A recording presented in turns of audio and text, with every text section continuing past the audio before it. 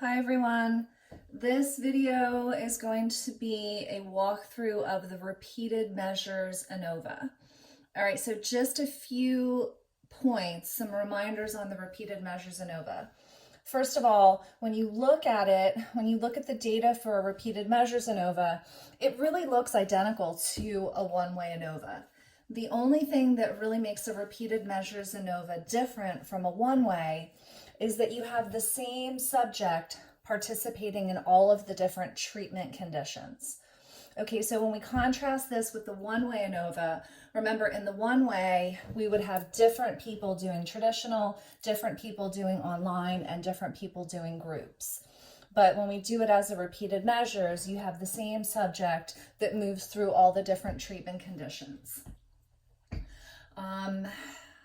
Also, repeated measures ANOVA, just like all the ANOVAs, has a single, just like the one-way ANOVA, has a single dependent variable, and that dependent variable is a number. All right, so we have a really simple repeated measures ANOVA here. We have 6 subjects that have taken 3 different types of tests. They've taken a test in a traditional format, they've taken a test online, and they've taken a test in a group where they're allowed to work through their answers with people in the class. So the dependent variable is your score on a test with a maximum of 25. All right, so here's the data. And when you look at the data, you can see we're going to do some of the things that we've done in the other ANOVAs. So the first thing we're going to do is we are going to get our sums, ends, and means for our columns. So when you add up these 6 scores, the sum is 111. When you add up these 6 scores, the sum is 99. And in the third group, the sum is 135. All right, so we have 6 people per group, so the n is 6 in each cases, and the means are 18.5, 16.5, and 22.5. All right, so the next thing that we're going to do with the repeated measures ANOVA is we're going to get sums for the rows. All right, so for each one of these subjects, we're going to add up their 3 scores. So for this first person, 18 plus 15 plus 22, their row sum is 55. And just like always in the repeated measures ANOVA, we indicate our sums by capital letters. So this is capital S1, capital S2, and so on. All right, so these 3 people, when we add up 15 and 12 and 22, that sum is 49.